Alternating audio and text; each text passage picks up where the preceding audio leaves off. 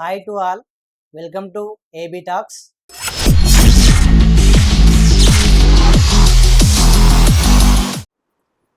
2024లో టీఎస్డిఎస్సిని క్రాక్ చేసి తేపల్లిలో అపాయింట్ అయ్యాడు సార్ నందన్ కుమార్, టీకే నందన్ కుమార్ గారు.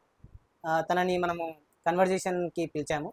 అంటే తన ఎక్స్పీరియన్స్ ఏంటి అసలు ఏం జరిగింది, జర్నీ ఎలా స్టార్ట్ అయింది, దాని గురించి మనకు డీటెయిల్గా ప్రతి ఒక్క పాయింట్ మనకు ప్రిపరేషన్ నుంచి, బుక్స్ నుంచి ఎట్లాంటిది సజెషన్ ఇచ్చాడు, తన మోటివేషన్ ఏంటి, అంటే తను ఏం కావాలనుకున్నాడు, తన ఏం చెప్పాలనుకుంటున్నాడు.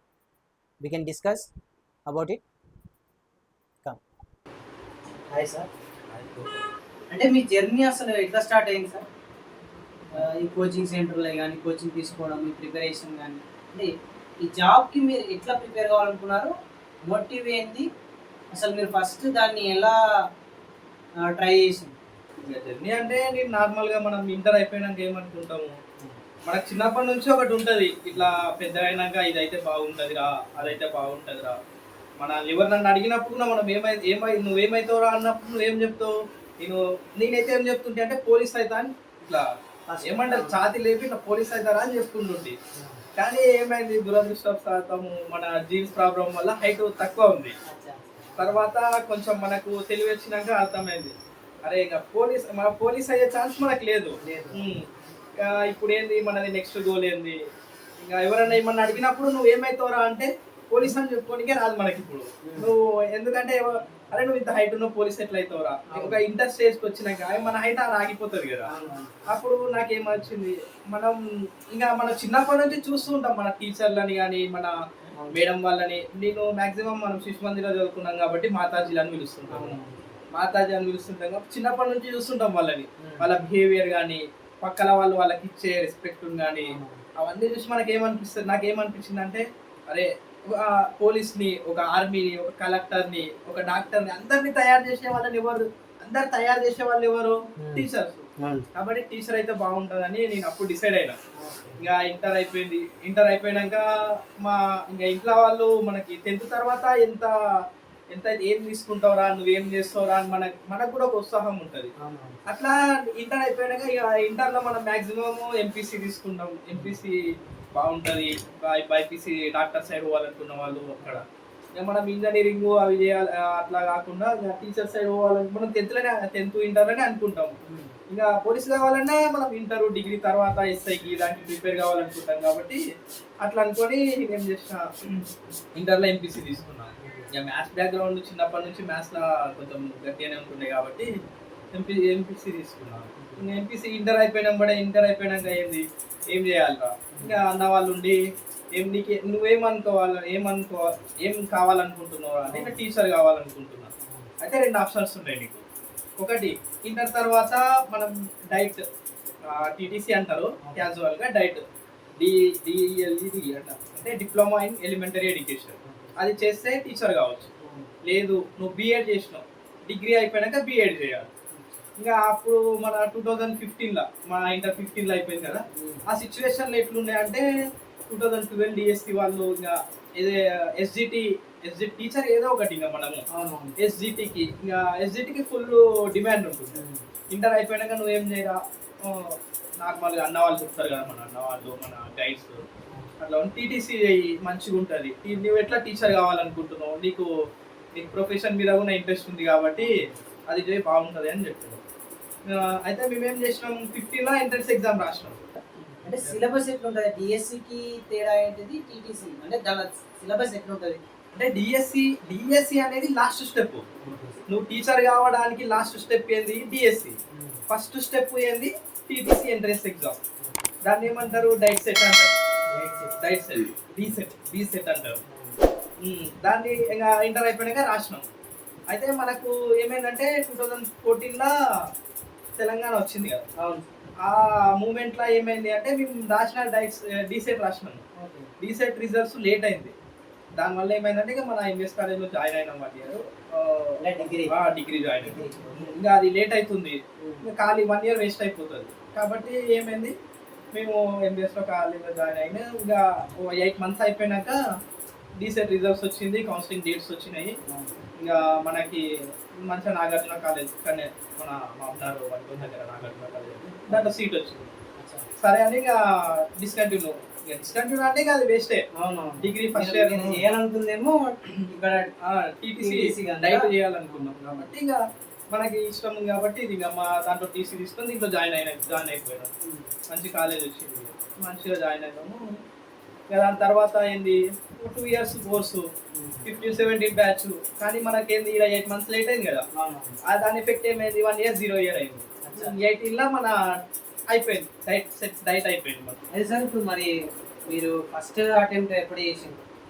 ఫస్ట్ అటెంప్ట్ అంటే మనకు నోటిఫికేషన్ అదే ఎప్పుడు పడింది, మీరు ఎప్పుడు ట్రై చేసింది? మనకి ఫస్ట్ అటెంప్ట్ అంటే మనకి ఇప్పుడు టీచర్ కావాలంటే యాక్చువల్గా ఇంటర్ తర్వాత 3 steps ఉంటాయి.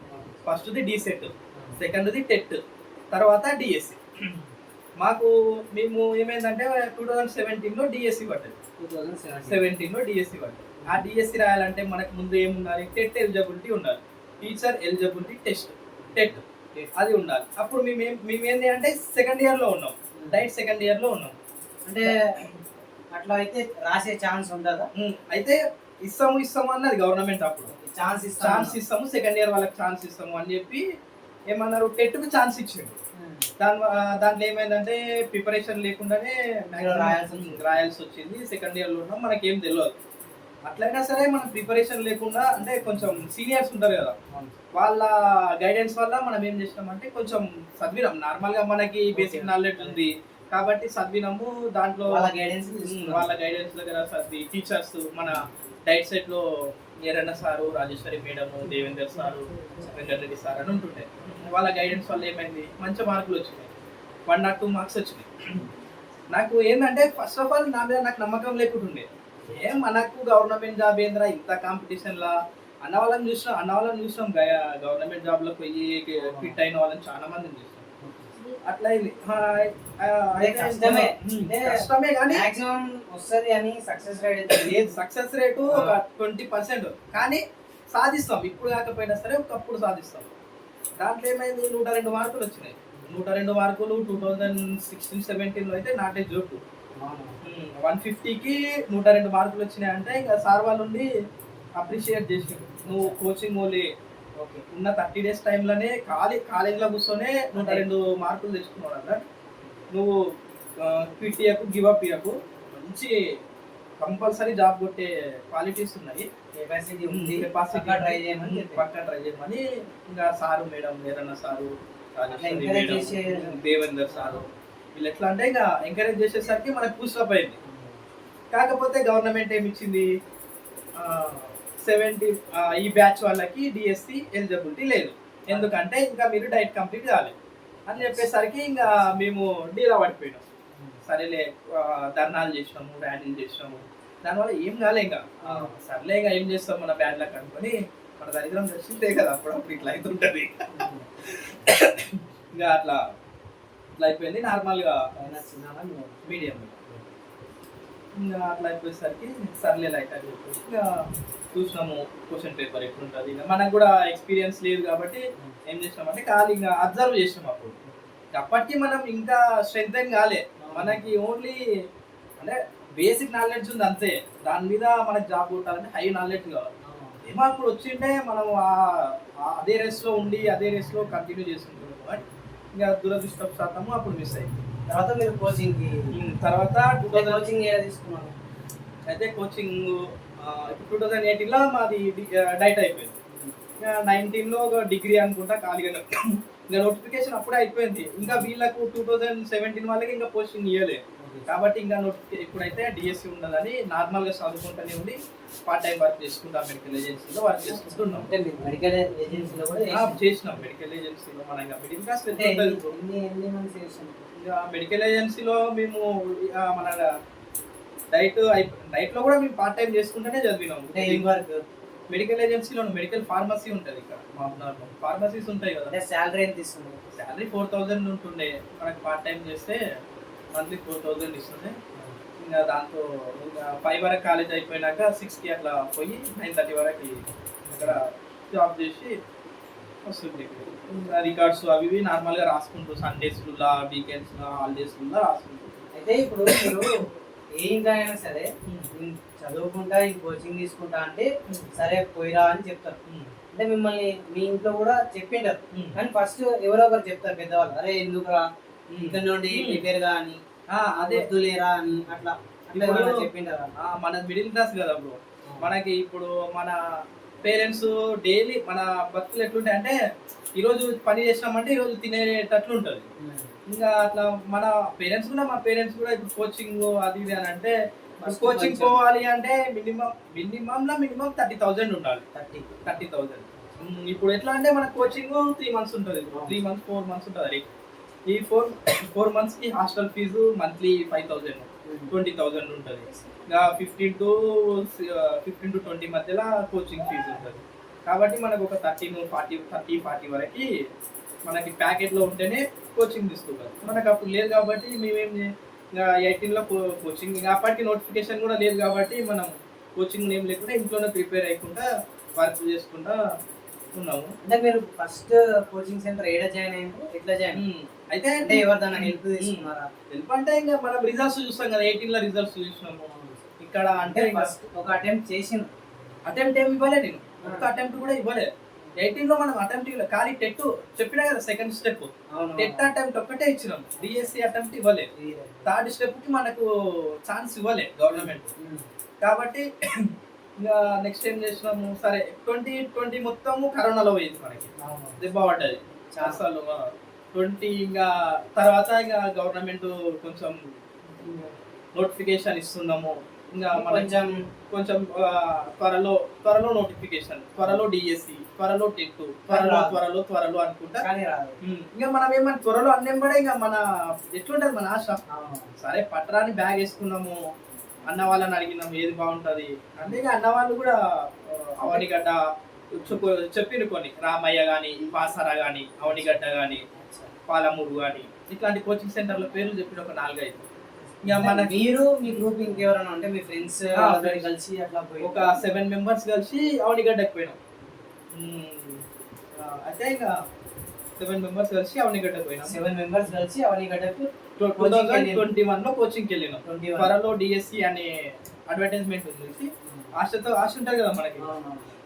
ఇంకా డిఎస్సి ట్రై చేద్దాం కాదు, ఇక కొట్టాలి మనము, మనకి వేరే ఆప్షన్ లేదు, కంపల్సరీ కొట్టాలి. ఇంటికి వస్తే జాబ్తోనే రావాలి.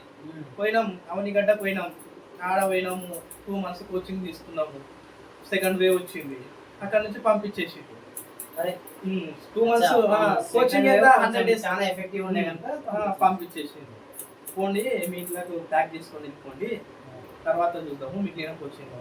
100 days కోచింగ్ అయితే 60 days కోచింగ్ కంప్లీట్ అయింది. అది అమౌంట్ నువ్వు నెక్స్ట్ వచ్చేటప్పుడు నీకు ఫ్రీ కోచింగ్. అవనిగడ్డలు ఎట్లుంటది అంటే మాక్సిమం అప్పుడు కరోనా ఉండే కాబట్టి నీకు ఫ్రీ కోచింగ్. సరే అని ప్యాక్ చేసుకొని వచ్చేసినాము. అంటే ఇక సిచ్యువేషన్ అప్పుడు ఎట్లుంటుంది, ఇంకా వచ్చేసినాము. వచ్చేసి ఇంకా ఇంటి దగ్గరనే మళ్ళీ మనకి గడవదు, మళ్ళీ మెడికల్ ఏజెన్సీలో చేసుకుంటే చదువుకుంటున్నాం. మళ్ళీ ఇంకా కరోనా అయిపోయినాక మళ్ళీ ఇంకా మెసేజ్ పెట్టిండ్రు, మిగిలిన 40 days కోచింగ్ స్టార్ట్ అవుతుందంటే. ఇంకా మనకి అవనిగడ్డలో ఫుడ్ వాడలే మనకి. సరేలే అని మళ్ళీ పోయినాము, ఒక 10 days నుండి ఇంకా వచ్చేసినాము. కోచింగ్ సెంటర్ వల్ల యూజ్ అంటే ఇప్పుడు మనకి ఎట్లా అంటే కోచింగ్ సెంటర్ల వల్ల ఒక గైడెన్స్ అంతే. యూజ్ అనేది ఉంటది 20% యూజ్ బ్రో అంతే. ఎట్లా అంటే ట్రిక్స్ అవి చెప్తారు, దానివల్ల ట్రిక్స్ వల్ల కాదు, నువ్వు ఏం చదవాలి, సిలబస్ ఏంది, నీకు అవగాహన లేకుంటది. డిఎస్సి నువ్వు ఇప్పుడు అందరిలాగా ఉంటావు, చదువుతావు బుక్స్, ఆ పబ్లికేషన్ వాడు రిలీజ్ చేస్తాడు, ఈ పబ్లికేషన్ ఇది రిలీజ్ చేస్తాడు, వాడు ఇది రిలీజ్ చేస్తాడు, ఎవడు పడితే వాడు బిజినెస్ అదొకటి. బుక్స్ దగ్గర బిజినెస్ అంతే. ఇప్పుడు మనకు ఒక అవగాహన అనేది ఉండదు, జాబ్ కొట్టే పాత్ మనకు తెలియదు. అందుకని మనకు కోచింగ్ పోవాల్సి వస్తుంది. ఎట్లా అయిపోయిందంటే కోచింగ్ పోయిన వాళ్ళకే జాబ్ వస్తుంది. కోచింగ్ 100 మంది పోతారు, 100 మందికి జాబ్ రాదు. కల్పితం ఏమనంటే పక్క కోచింగ్ పోతేనే జాబ్ వస్తుంది, జాబ్ కోచింగ్ పోయి కొట్టిండు అని ఒక అపోహ. అది నిజం కాదంటారా? నిజము కాదు అని చెప్పలేను, చెప్తా అంటే చెప్పలేను, నిజం కాదు అది. నీకు ఏంది అంటే నీకు ఒక సిలబస్ నీకు ఒక సీనియర్ ఉండి నీకు అదే అంటే నువ్వు ఇది చదువురా రాలు అని చెప్తే అయిపోతుంది అంతే, నువ్వు జాబ్ కొట్టగలుగుతావు. నువ్వు కూర్చొని చదివితే జాబ్ కొట్టగలుగుతావు. ప్రాపర్ గైడెన్స్ మనకి ఇస్తారు, ఏం చేస్తారు అనే ఒక సిలబస్ ఉంటాయి. దాని మీద ఒక ఇప్పుడు కోచింగ్ సెంటర్లలో ఏం చెప్తారంటే నేను చెప్తాను, నీకు ఒక గవర్నమెంట్ నోటిఫికేషన్ ఇచ్చినప్పుడు నీకు ఒక సిలబస్ షీట్ ఇస్తుంది. సిలబస్ షీట్ లో మెన్షన్ చేసి ఉంటుంది, డిఎస్సికి పర్టికులర్ గా మెన్షన్ చేసి ఉంటుంది. ఎస్జిటీలు 1 to 8 syllabus text books syllabus మొత్తం ఉంటుంది. దానికి రిలేటెడ్ అప్ టు 10th ఉంటుంది. అంటే ఇప్పుడు 1 to 8 లా కొత్తగా వచ్చే యాక్సిడెంట్ వాళ్ళు ఏమనుకుంటారంటే అంటే ఎట్లా ప్రిపేర్ కావాలి, అంటే ఏం చదవాలి, అంటే ఏ బుక్స్ ప్రిఫర్ చేసుకోవాలి అని అనుకుంటారు. సో మీరేం చెప్తారు? బుక్స్ గురించి చెప్తున్నా కదా, బుక్స్ అనేది ఒక పెద్ద దందా అని.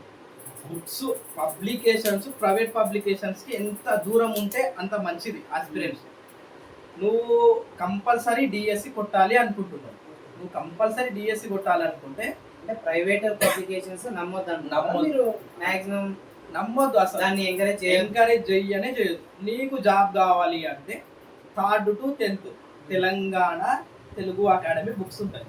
తెలంగాణ అకాడమీ బుక్స్ ఉంటాయి. మన తెలంగాణ అకాడమీ బుక్స్ అంటే ఏం లేదు, నువ్వు గవర్నమెంట్ స్కూల్స్ లో ఉండే బుక్స్, గవర్నమెంట్ స్కూల్స్ లో ఉండే బుక్స్, టెక్స్ట్ బుక్స్. నువ్వు ఎవరికి చెప్తున్నావు బ్రో? ఇప్పుడు నువ్వు ఒక టీచర్ అయినప్పుడు నువ్వు ఎవరికి చెప్తున్నావు? స్టూడెంట్స్ కి చెప్తున్నావు. గవర్నమెంట్ స్కూల్ స్టూడెంట్స్ కి చెప్తున్నావు. నువ్వు చెప్పేది ఏందో అది నువ్వు నేర్చుకోవాలి. నువ్వు ఇప్పుడు ఒక స్టూడెంట్ కి చెప్పినప్పుడు ఆ బుక్ లో చూసి చెప్తున్నావు కాబట్టి నీకు ఆ బుక్ మీద మొత్తం అవగాహన ఉండాలి. బేసిక్ మీరే నేర్చుకొని అదే సిలబస్ లో కూడా మనకి ఏం చేస్తాడు, టెక్స్ట్ బుక్స్ రిలేటెడే ఇస్తాడు. 100% టెక్స్ట్ బుక్స్ రిలేటెడే ఇస్తాడు. కంపల్సరీ నువ్వు వేరే పబ్లికేషన్స్ జోలికి పోకపోవడం 100% బెటర్. నువ్వు ప్రైవేట్ పబ్లికేషన్ బుక్స్ తీసుకుంటున్నావు అంటే ఎందుకు తీసుకోవాలి అంటే చెప్తా. ఖాళీ బిట్స్, దాంట్లో ఉండే బిట్స్ ప్రాక్టీస్ కోసం తప్ప నీకు కంటెంట్ చదవకపోవడమే చాలా ఉత్తమం. నేను కూడా అదే చేసిన. అంటే ఫస్ట్ నేను కూడా ప్రైవేట్ పబ్లికేషన్ చదివిన, ఒక టెట్ రాసిన తర్వాత 2021లో టెట్ వచ్చింది. నాకు రిజల్ట్స్ లేదు, నేను టెక్స్ట్ బుక్స్ చదివి రాసిన దానికే బెస్ట్ రిజల్ట్స్ ఉంది. సో నేనేం చేసిన మొత్తం టెక్స్ట్ బుక్సే, 3rd to 10th textbooks. మనకి ఏం సిలబస్ ఏముంది, సిలబస్ షీట్ లో కూడా ఏముంటుంది అంటే క్లియర్ గా మెన్షన్ చేసి ఉంటుంది. మన టెక్స్ట్ బుక్స్ లెసన్ ఇండెక్స్ లో లెసన్ పేర్లు ఉంటాయి కదా, అవే లెసన్లు. టెట్ డిఎస్సి సిలబస్ ఏంది ఇప్పుడు, అంటే ఏం చదవాలి? TET first step, DSC second step. First TET లో మనకి ఏమేమి ఉంటాయంటే సైకాలజీ ఉంటుంది, తెలుగు ఉంటుంది, ఇంగ్లీష్ ఉంటుంది, మ్యాథ్స్ ఉంటుంది, ఈవీఎస్ ఎన్విరాన్మెంటల్ సైన్స్, మనం సోషల్ సైన్స్ కలిపి చదువుకుంటాం పిల్లలు, అది ఉంటుంది. అయితే వెయిటేజ్ ఎట్లుంటుంది అంటే 150కి మన టెట్ మార్క్స్ ఉంటాయి. అయితే సైకాలజీకి 30 మార్క్స్ ప్రతి సబ్జెక్ట్. ఈ 5 సబ్జెక్టుల పేర్లు చెప్పినా కదా మీకు, ఆ 5 సబ్జెక్ట్ ప్రతి సబ్జెక్ట్కి 30 మార్కులు ఉంటాయి. దీంట్లో మళ్ళీ ప్రతి సబ్జెక్టు 2 భాగాలు ఉంటాయి. ఒకటి కంటెంట్ అని, ఇంకొకటి మెథడాలజీ అని. కంటెంట్ అంటే ఏంది, మెథడాలజీ అంటే ఏంది చెప్తుంది. ఇప్పుడు కంటెంట్ అంటే మనకి టెక్స్ట్ బుక్స్, మన స్టేట్ టెక్స్ట్ బుక్స్ అని చెప్పినా, మన తెలుగు మనం గవర్నమెంట్ స్కూళ్ళల్లో చదువుకునేవి, మన స్కూళ్ళల్లో చదువుకునేవి 3rd to 8th ఆ 10th ఆ టెక్స్ట్ బుక్స్ ని కంటెంట్ మొత్తం అంటే దాంట్లో ఉన్న సబ్జెక్ట్ ఉంటుంది కదా మనకి, తెలుగు సబ్జెక్టు నుంచి ఇంగ్లీష్ సబ్జెక్ట్ నుంచి గ్రామర్ కానీ, తెలుగు నుంచి గ్రామర్ కానీ, ఇంకా స్టోరీస్ కానీ, ఆ పాఠ్యాంశాల నుంచి కానీ మొత్తం. ఇప్పుడు మన మ్యాథ్స్ నుంచి ప్రాబ్లమ్స్, అవి కంటెంట్ 24 మార్క్స్కి టెక్స్ట్ బుక్స్ నుంచి వస్తాయి. 6 మార్క్స్కి మొత్తము మనం డైట్ చేసి ఉంటాం కదా 2 years diploma in elementary education. ఆ 2 years చేసిన సబ్జెక్ట్స్ మనకి 6 మార్క్స్ మెథడాలజీ ఉంటుంది. అట్లా మనకి ఇట్లా మనకి 150 మార్క్స్కి టెట్ అనేది ఉంటుంది. సైకాలజీ ఏమో 30 మార్క్స్కి ఉంటుంది. సైకాలజీ మొత్తం మనకి మన డైట్లోనే వస్తుంది. సైకాలజీ పిల్లలకి ఎట్లా చెప్పాలి అనేది, పిల్లల సైకాలజీ. ఇప్పుడు మనం ప్రైమరీ స్కూల్కి చెప్తున్నాం, ఎస్జిటి అనేది ప్రైమరీ స్కూల్కి కాబట్టి ప్రైమరీ స్కూల్ పిల్లల మెంటాలిటీ ఎట్లా ఉంటుంది, వాళ్ళని ఎట్లా డీల్ చేయాలి, వాళ్ళతో ఎట్లా మనం మమేకం కావాలి అనేది ఆ సైకాలజీ, పిల్లల సైకాలజీ ఆ సబ్జెక్ట్ గురించి మనం దాంట్లో తెలుసుకుంటాం. 30 మార్క్స్ మొత్తం అది ఉంటుంది. అందులో క్వశ్చన్స్ ఎట్లా అడుగుతారంటే మ్యాక్సిమం అప్లికేషన్లో అడుగుతారు. అంటే ఇప్పుడు ఆ పిల్లగాడు మనం చదువుకునేదేమో కంటెంట్ ఉంటుంది, అప్లికేషన్లో అడుగుతాడు. ఇప్పుడు ఫర్ ఎగ్జాంపుల్ హరి అనే పిల్లగాడు స్కూల్లో అల్లరి ఎక్కువ చేస్తున్నాడు. ఆ పిల్లగాడిని ఎట్లా మంచిగా చేస్తావు అనే ఆ క్వశ్చన్స్ అప్లికేషన్లో నువ్వు ఒక టీచర్ అయినాక ఎట్లా నడుచుకోవాలో మనకి సైకాలజీ నేర్పిస్తుంది. మెథడాలజీ కూడా మనం ఏం బోధనా పద్ధతులు ఏవి, అభ్యసన పద్ధతులు ఏవి, మూల్యాంకనం ఏది అనే మొత్తం కంటెంట్ గురించి మనం ఈ మెథడాలజీలో తెలుసుకుంటాం. అది డిఎస్సి అనేది 80 మార్క్స్కి ఉంటుంది. డిఎస్సి అనేది 80 మార్క్స్కి ఉంటుంది. 160 క్వశ్చన్స్ ఉంటాయి. మన టెట్లనేమో ఒక క్వశ్చన్కి 1 మార్కే, కానీ మన డిఎస్సికి వచ్చేసరికి ఏమవుతుంది, ఒక క్వశ్చన్కి హాఫ్ మార్క్ అవుతుంది. అయితే డిఎస్సిలో ఉన్న మ్యాక్సిమం సబ్జెక్ట్స్ అవే, కాకపోతే ఇక్కడ కొంచెం నేమ్స్ చేంజ్ అవుతాయి. ఒకటి పిఐఈ అని, పిఐఈ పర్స్పెక్టివ్ ఇన్ ఎడ్యుకేషన్, అది ఒకటి. Next GK and current affairs మనం డైలీ లైఫ్లో. ఇంకొకటి తెలుగు ఒకటి, ఇంకొకటి ఇంగ్లీషు, మ్యాథ్స్. అక్కడ మనం ఈవీఎస్ అని సైన్స్ని సోషల్ని కలిపి చదువుకున్నాం కదా, కలిపి రాసినాం కదా. ఇక్కడ వచ్చేసరికి సైన్స్ సోషల్ విడిపోతుంది. సైన్స్కి సపరేట్ సిలబస్ ఉంటుంది, సోషల్కి సపరేట్ సిలబస్ ఉంటుంది. వెయిటేజ్ ఎట్లుంటుందో చెప్తారు. మనకి జీకే కరెంట్ అఫైర్స్కి 10 మార్క్స్, 10 మార్క్స్ అంటే 20 క్వశ్చన్స్. పిఐకి 10 మార్క్స్, 10 మార్క్స్ అంటే మనకి 20 క్వశ్చన్స్. ఇంకా మిగిలిన మొత్తం 60 మార్క్స్ మొత్తము ఈ దాంట్లో ఉంది. దీంట్లో కూడా మళ్ళీ కంటెంట్ అని, మెథడాలజీ అని మళ్ళీ వస్తాయి. తెలుగు కంటెంట్కి 24 క్వశ్చన్స్ అంటే 12 మార్క్స్. తెలుగు మెథడాలజీకి 6 క్వశ్చన్స్ అంటే 3 మార్క్స్ అంటే టోటల్ 15. ప్రతి సబ్జెక్ట్కి తెలుగుకి 12 మార్క్స్, ప్రతి సబ్జెక్ట్కి 12 మార్క్స్ అనేవి కంటెంట్కి. మెథడాలజీ బోధనా పద్ధతులు అంటాం మనం తెలుగులో, దానికి 6 క్వశ్చన్స్ అంటే 3 మార్క్స్. మొత్తం కలిపి సబ్జెక్ట్కి 15 మార్క్స్. 3 మార్క్స్ అంటే హాఫ్ మార్క్, క్వశ్చన్కి హాఫ్ మార్క్. తెలుగుకు 15, ఇంగ్లీష్కి 15, మ్యాథ్స్కి 15, సైన్స్కి 15, సోషల్కి 15. టోటల్గా మనకి 60 మార్క్స్ ఇలా కవర్ అయిపోతాయి. 10 పిఐకి, 10 జీకేకి, మొత్తము 80 మార్క్స్. ఇప్పుడు నీకు డిఎస్సి సెలక్షన్లో 100 మార్క్స్కి తీస్తారు. ఎట్లా తీస్తారు అంటే 80 మార్క్స్ అనేవి ఇక్కడ డిఎస్సిలో వచ్చిన క్వశ్చన్స్కి, 20 మార్క్స్ మన టెట్ వెయిటేజ్ ఉంటుంది. 20 మార్క్స్ వెయిటేజ్ ఎట్లా తీస్తారంటే నీకు టెట్లో వచ్చిన ప్రతి 7.5 మార్కులకి డిఎస్సిలో 1 మార్కు. నీకు టెట్లో వచ్చిన ప్రతి 7.5 మార్కులకి డిఎస్సిలో 1 మార్క్ యాడ్ అవుతుంది. ఒక మార్క్. ఫర్ ఎగ్జాంపుల్ నేను నా గురించే చెప్తా. నాకు టెట్లో 127 మార్కులు వచ్చినాయి. మన 150కి 127 మార్కులు వచ్చినాయి. 127/7.5 చేస్తే ఎంత వస్తుంది? 16.9 అనే లెక్క వస్తుంది. అంటే నాకు ఈ డిఎస్సి వెయిటేజ్లో 20 మార్క్స్కి ఎన్ని మార్కులు వచ్చినాయి? 16.9 మార్కులు వచ్చినాయి. ఇవి ఇక్కడ 20 మార్క్స్కి యాడ్ అయినాయా? నెక్స్ట్ 80 మార్క్స్కి డిఎస్సిలో చేస్తాను. నాకు డిఎస్సిలో ఎన్ని మార్కులు అంటే 118 బిట్లు కరెక్ట్ పెట్టినా. నేను డిఎస్సిలో 118 బిట్లు, 160కి 118 బిట్లు కరెక్ట్ పెట్టినా. 118/2 అంటే ఒక క్వశ్చన్కి హాఫ్ మార్క్ కదా. 118/2 చేస్తే 59 మార్క్స్ వచ్చినాయి. ఈ 59 మార్క్స్ ప్లస్ ఈ 16.9 మార్కులు రెండు కలుపుకొని నాకు ఎంత అవుతాయి? 75.9 మార్కులు అనేవి నా డిఎస్సి మార్కులు. 100కి నీకు డిఎస్సికి ఎన్ని మార్కులు అని అడిగితే నాకు ఎన్ని మార్క్స్? 75.9 మార్క్స్ వచ్చినాయి అని చెప్పు. అంటే అవి బెటర్ మార్క్సా, అది ఇంకా ఎక్కువ గెయిన్ చేసుకునేది? అయితే దీని గురించి తెలవాలి అంటే మనకి కట్ ఆఫ్ అని ఉంటుంది. ఇప్పుడు ఆ బెటర్ మార్క్స్, వేస్ట్ మార్క్స్ అనేవి మనకి ఎప్పుడు తెలుస్తాయి అంటే మన మెరిట్లో మన కట్ ఆఫ్ మార్క్స్ ఎంత ఉంటుంది. 2017 డిఎస్సిలో ఓపెన్లో 64 కట్ ఆఫ్ అయింది. అదే మన 2024 డిఎస్సికి వచ్చేసరికి ఓపెన్లో ఎంత కట్ ఆఫ్ అయింది? 78 మార్క్స్ కట్ అయింది. రిజర్వేషన్కి వచ్చేసరికి ఎంత కట్ ఆఫ్ అయింది? ఒక్కొక్క రిజర్వేషన్కి ఒక్కొక్కటి. ఫర్ ఎగ్జాంపుల్ బీసీబీ ఉంది, బీసీబీకి ఎంత కట్ ఆఫ్ అయింది? 72 కట్ ఆఫ్ అయింది. 72 ఫైనల్ మార్క్స్. అంటే 72 కంటే తక్కువ మార్కులు వచ్చిన వాళ్ళకి జాబ్ రాలేదు. అంటే వాళ్ళు కష్టపడ్డారు కానీ జాబ్ రాలేదు. అదే 2017లో ఎట్లా అయింది?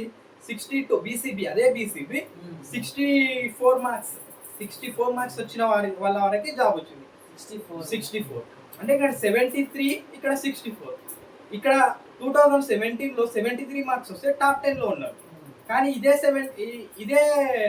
2024కి వచ్చేసరికి 73 మార్క్స్ వచ్చేసరికి అసలు నీకు జాబే రాలేదు. ఎందుకు అంటే పేపర్ అది ఎట్లా ఉంటుంది అంటే కాంపిటీషన్ ఎక్కువైంది. 2027తో పోలిస్తే 2024కి వచ్చేసరికి కాంపిటీషన్ పెరిగింది. ఇంకొకటి చదివే వాళ్ళు ఎక్కువైంది ఒకటి. దాంతో పాటు పేపర్ కాంపిటీషన్ బట్టి స్కోర్ పెరుగుతుంటది తగ్గుతుంటది. ఇప్పుడు వచ్చిన అప్లికేషన్స్ కాంపిటీషన్ క్వశ్చన్ పేపర్ తయారీ విధానం కూడా ఉంటుంది. ఒకవేళ హార్డ్ ఉందంటే కట్ ఆఫ్ తగ్గిపోతుంది, కొంచెం మోడరేట్ ఉందంటే మోడరేట్ ఉంటుంది, ఈజీ ఉందంటే ఈజీ తక్కువ స్కోర్కే అయిపోతుంది. అంటే దానికి సంబంధించినవి చాలా ఉంటాయి సార్. అంటే ఇప్పుడు బీసీ స్టడీ సర్కిల్స్ అంటే గవర్నమెంట్ వేస్తుంటారు, ఎస్సీ సర్కిల్స్ అని స్టడీ సర్కిల్స్ అని ఇట్లా కోచింగ్ చేయడానికి. అంటే అవి బెటరేనా? అంటే అవి బెస్టే. అయితే ప్రైవేట్ బెటర్ అంటారా మీ దృష్టిలో, లేదంటే గవర్నమెంటే? అంటే గవర్నమెంట్ లో కూడా ట్రిక్స్ చెప్తారా, అంటే అంత డీటెయిల్ గా ఉంటుందా అని అయితే చిన్న డౌట్. అంటే చాలా మందికి కూడా ఏముంటుందంటే గవర్నమెంట్ కదా కొంచెం అటు ఇటు ఉంటుందేమో అన్నట్టు కొంచెం ఉంటుంది. ప్రైవేట్ అయితే పర్టికులర్గా ప్రతి ఒక్క పాయింట్ ప్రతి ఒక్క విషయాన్ని చెప్తారు డీటెయిల్గా అని అందరి నమ్మకం. అట్లా అది ఒక ఇదైపోయింది. సో ఏది బెటర్ అంటారు మీరు? రెండు బెటరే అంటారా, లేదంటే ఈ దాంట్లో డిఫరెన్స్ ఏంటి, దాంట్లో డిఫరెన్స్ ఏంటి? ఇప్పుడు మన గవర్నమెంట్ నుంచి ప్రొవైడ్ చేస్తుంది BC study circle, SC ST study circle, ఇంకా నార్మల్గా స్టడీ సర్కిల్స్ ప్రొవైడ్ చేస్తారు. నేను ఆల్రెడీ నీకు ఫస్ట్ చెప్పిన కోచింగ్ సెంటర్ నుంచి 20% మాత్రమే యూజ్ ఉంటుంది. నువ్వు అవనిగడ్డకి పోయినా అదే ఉంటుంది, ఇక్కడ ఈ కోచింగ్ సెంటర్లకు పోయినా అదే ఉంటుంది. చెప్పే వే ఆఫ్ మెథడ్ అందరిది సేమ్ ఉంటుంది. కాకపోతే అవనిగడ్డకి మిగిలిన కోచింగ్ సెంటర్లకి ఏంది డిఫరెంట్ అంటే, ఇప్పుడు ఈరోజు ఒక 3 సబ్జెక్ట్స్ అయినాయి ఈ కోచింగ్ సెంటర్లో అయినా సరే, ఈ కోచింగ్ సెంటర్లో అయినా సరే. నేనేం చేసిన, మన ఫర్ ఎగ్జాంపుల్ ఒక కోచింగ్ సెంటర్ ఏ అనే కోచింగ్ సెంటర్ ఉంది, బి అనే కోచింగ్ సెంటర్ ఉంది. ఇప్పుడు ఏ అనే కోచింగ్ సెంటర్లో ఈరోజు అదే సబ్జెక్ట్ చెప్పారు, బి అనే కోచింగ్ సెంటర్లో అదే సబ్జెక్ట్ చెప్పారు. ఏ అనే కోచింగ్ సెంటర్ ఏం చేసింది అంటే సబ్జెక్ట్ చెప్పి వదిలేసింది. బి అనే కోచింగ్ సెంటర్ ఏం చేసింది అంటే సబ్జెక్ట్ చెప్పి వదిలేయలే. నీకు సబ్జెక్ట్ చెప్పినా ఈరోజు ఈ చెప్పిన సబ్జెక్ట్కి రేపు ఎగ్జామ్ పెడతా అని అంటుంది. అప్పుడు నువ్వేం చేస్తావు? గవర్నమెంట్ గా కన్సిడర్ చేసుకొని బీని ప్రైవేట్ గా అట్లా చేసుకోవచ్చు. అట్లా ఏముండదు. నువ్వు ఏని అయినా సరే బీని అయినా సరే నువ్వు రెండిట్లో ఎగ్జామ్స్ పెడతావు, నీ మీద డిపెండ్ అయి ఉంటుంది. నువ్వు ఈరోజు ఏం చేసినావు, ఇప్పుడు నాకు జాబ్ వచ్చింది, నాతో పాటు కోచింగ్ సెంటర్ వచ్చిన ఫ్రెండ్స్ అందరికి మ్యాక్సిమం అంటే చెప్పొద్దు కానీ చెప్తున్నా, నాతో పాటు కోచింగ్ సెంటర్స్ వచ్చిన అందరికి వచ్చింది అంటే అందరికీ రాలేదు, కొంతమందికి వచ్చింది కొంతమందికి రాలేదు. ఏంది డిఫరెంట్? ఈరోజు చెప్పింది నేను ఈరోజు చదువుకున్నా, నువ్వు ఒక ఫర్ ఎగ్జాంపుల్ నా ఫ్రెండ్ చదువుకోలేదు అంటే నీకు ఈరోజు చెప్పింది ఈరోజే చదువుకుంటే నీకు ఒక 3 times రివిజన్ ఇన్ అయిపోతుంది. నీకు నెక్స్ట్ కొంచెం అంటే మన మైండ్లో అప్పుడే వింటాం కాబట్టి మన మైండ్లో తొందరగా స్టోర్ చేసుకుంటుంది. అట్లా ఇప్పుడు నువ్వు ఈరోజు చదివింది ఈరోజు మనకు చిన్నప్పటి నుంచి అయినా మన టీచర్స్ ఏం చెప్తారు, ఏ రోజు ఆ రోజు చదువుకుంటే బెటర్రా, కానీ మనం చదువుకుంటామో అట్లా చదవం. ఏ రోజు ఆ రోజు చదివితే, ఎందుకంటే ఇప్పుడు చదివినప్పుడు ఈ రోజే చదువుకుంటాం కాబట్టి మనకు స్మృతి మెమొరీ అనేది ఎక్కువ స్టోరేజ్ అయ్యే ఛాన్సెస్ ఉంటాయి. అంటే దాన్నే మళ్ళీ రివిజన్ చేసుకుంటే బెటర్మెంట్ అయింది. అంటే సార్ ఇప్పుడు ఎన్నో అటెంప్ట్ చేస్తారు చాలా మంది, ఆ అటెంప్ట్లో పోతారు, అంటే అటెంప్ట్స్ ఫెయిల్యూర్ అవుతారు.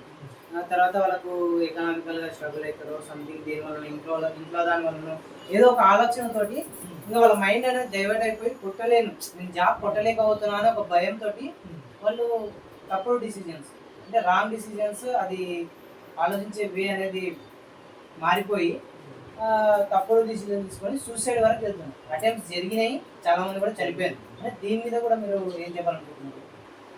నార్మల్గా మనం కూడా చూస్తుంటాం మన చుట్టుపక్కల చాలా మంది సూసైడ్, మా ఫ్రెండ్స్లో కూడా చాలా మంది అంటే ఒక 2-3 సూసైడ్ చేసుకున్న వాళ్ళని చాలా దగ్గర నుంచి చూసినాను.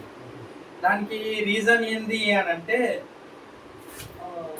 మ్యాక్సిమం ఫైనాన్షియల్ ప్రాబ్లమ్స్ ఒకటి, ఇంకొకటి ఎక్స్పెక్టేషన్స్. ఫైనాన్షియల్ ప్రాబ్లమ్స్ అంటే ఇప్పుడు మనం జాబ్ కోసం ప్రిపేర్ అవుతున్నాం కాబట్టి, నా ఫ్రెండ్స్ గురించి చెప్తున్నా. జాబ్ కోసం ప్రిపేర్ అవుతున్నారు కాబట్టి మేము ఎప్పుడు స్టార్ట్ చేసినాం ప్రిపరేషన్ 2021లో స్టార్ట్ చేసినాం. 21 నుంచి త్వరలో డిఎస్సి త్వరలో డిఎస్సి అనుకుంటా చాలా లేట్ చేసింది. దీనివల్ల అంటే కుటుంబం మీదనే డిపెండ్ అయిన వాళ్ళు చాలా ఏమంటారు లోపట బాగా ఫీల్ అయిపోయారు. మా దగ్గర కూడా చాలా ఫైనాన్షియల్ ప్రాబ్లం ఉంది. ఇంకా ఇంటి దగ్గర అమ్మ నాన్న వ్యవసాయం మ్యాక్సిమము టీచర్ జాబ్కి ప్రిపేర్ అవుతున్నారంటే మిడిల్ క్లాస్ ఫ్యామిలీస్ నుంచే ఉంటాయి. Villages families middle class families నుంచి ఉంటాయి.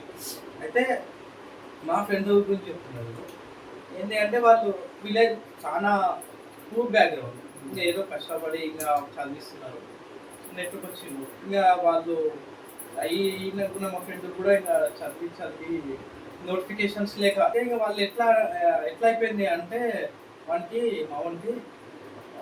ఫ్యామిలీస్లో మనీ అడగలేక హాస్టల్ ఫీజు ఉంటుంది. ఇప్పుడు ఇక్కడ మనం లోకల్ ఉంటాం కాబట్టి ఏం ప్రాబ్లం లేదు. విలేజెస్ నుంచి వచ్చి హైదరాబాద్లో మహబూబ్నగర్లో వచ్చి ఉండి నెలకు ఒక 5,000 అన్న అవుతుంది. వ్యవసాయ కుటుంబం నుంచి వచ్చిన వాళ్ళు వానికి ఎట్లా అయిపోయిందంటే ఎన్నిసార్లు అడగలరా ప్రతిదీ అమ్మ నాన్నని, ప్రతి పండుగకు ఇంటికి పోకుండా చదువుకుంటా అసలు ఇన్ని సంవత్సరాల నుంచి ఇంకెప్పుడు ఇంటికి వెళ్తే అయిపోయి చుట్టుముట్టు ఫ్యామిలీస్ ఎట్లా మన చుట్టాలు ఎట్లుంటారు, ఏం చేస్తున్నారా క్వశ్చన్. అసలు దరిద్రమైన క్వశ్చన్ ఏంటి అంటే ఏం చేస్తున్నారా, ఖాళీగా ఉన్నా చదువుకుంటున్నా, ఇంకెన్ని సంవత్సరాలు చదువుతారా, గవర్నమెంట్ డిఎస్సి వేసేది లేదు, మీరు రాసేది లేదు. అట్లా మేము అంటే 2017 నుంచి 17-24 మధ్యలో 7 ఇయర్స్ గ్యాప్లో ఒక నోటిఫికేషన్ లేదు అని అంటే 7 ఇయర్స్ వాడు ప్రిపరేషన్లోనే ఉన్నాడు. ఇన్కమ్ వాళ్ళ అమ్మ నాన్న ఇన్కమ్ ప్రతి నెల 5,000 పంపిస్తున్నారు. 7 సంవత్సరాలు 12 నెలలు వాళ్ళు ఎంత కష్టపడి పంపిస్తున్నారు. ఇంకా సూసైడ్ చేసుకోవాలని చెప్తలేను కానీ ఇట్లా ప్రాబ్లం ఇట్లా ఉంటుంది. గవర్నమెంట్ నుంచి ప్రాబ్లము, ఇంకా ఎమోషనల్గా ఇంకా మన స్టేబుల్ లేక అట్లా సూసైడ్ అనేది చాలా పెద్ద తప్పు. దాన్ని చేసుకోకపోవడమే, దాన్ని ఆలోచించడమే పెద్ద తప్పు. కానీ కొంచెం స్ట్రాంగ్గా ఉండాలి. జాబ్ ఒక్కటే ఫైనల్ కాదు కదా, మనకి జాబ్ కాకుండా ఎన్ని బిజినెస్ ఉంది, నాలెడ్జ్ ఉంది. మనకి నాలెడ్జ్ లేదు అన్నట్లు కూడా లేదు, ప్రతి దాని మీద నాలెడ్జ్ ఉంటుంది. నేర్చుకుంటున్నారు, దాని గురించి ఇప్పుడు నేర్చుకుంటున్నారు, ప్రతిదీ నాలెడ్జ్ వస్తుంటుంది. ఇంకా జాబ్ ఒకటే ఫైనల్ కాదు, కంపల్సరీ బిజినెస్ ఉంటుంది, లేదు వర్క్స్ ఉంటాయి. ఈ ఫీల్డ్ కాకపోతే ఇంకో ఫీల్డ్ ఉంటుంది, గవర్నమెంట్ స్కూల్ కాకపోతే ప్రైవేట్ స్కూల్ ఉంటుంది. దాని గురించి నీకు టీచింగ్ మీద అంత ఇష్టం ఉంటే college, private school, private college నుంచి ట్యూషన్స్ చెప్పుకోవచ్చు, చాలా ఆప్షన్స్ ఉన్నాయి. దాన్ని ఉద్దేశించి సూసైడ్ అనేది చాలా పెద్ద తప్పు. అంటే నేను చూసా కాబట్టి చెప్తున్నాను. ఓకే, మరి మైకేల్ జాక్సన్ ఒక మాట చెప్పింది, don't stop till you get enough and never give up. All the best for your future. Check the mic and make sure it sound right, boys.